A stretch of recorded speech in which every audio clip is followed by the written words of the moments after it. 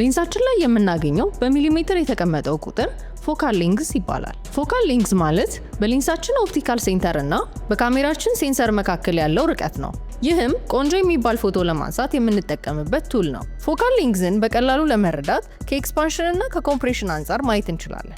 እንደ 24 ሚሜ ያሉ ሰፋ ያሉ ዋይድ አንግል ሌንሶች ሰፋ ያለ እይታ ወይንም ፊልድ ኦፍ ቪው ሲኖራቸው አካባቢው በደንብ ይታያል፣ ባክግራውንዳችንም ከሰብጀክታችን የራቀ ይመስላል። ሰብጀክታችንም ላይ ዲስቶርትድ የሆነ ሉክ ይፈጥራል።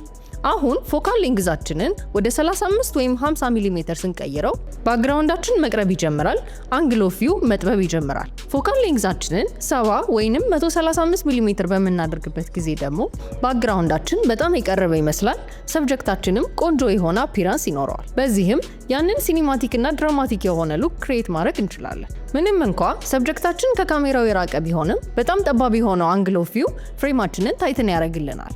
ፎካል ሌንግዛችን እየጨመረ በመጣ ቁጥር አንግል ኦፍ ቪዋችን ይቀንሳል ማለት ነው። ስለዚህ ናቹራል የሆነ ሉክ የምንፈልግ ከሆነ 50 ሚሜ እንጠቀማለን። ምክንያቱም ከሰው አይን እይታ ጋር በጣም ተቀራራቢ የሆነው 50 ሚሜ ፎካል ሌንግዝ ስለሆነ ነው። ሲናችን ላይ ኦፕን እና ዋይድ የሆነ ፊሊንግ ለመፍጠር ከፈለግን ዋይድ ሌንሶችን እንጠቀማለን። በተቃራኒው በጣም ታይት እና ድራማቲክ የሆነ ሾት ከፈለግን ሎንግ የሆነ ፎካል ሌንግዝ እንጠቀማለን። አድቫንስድ የሆነ ፕሮፌሽናል ሲኒማቶግራፊ ኮርስ ለመውሰድ ከዚህ በታች ባለው ቁጥር ይደውሉልን።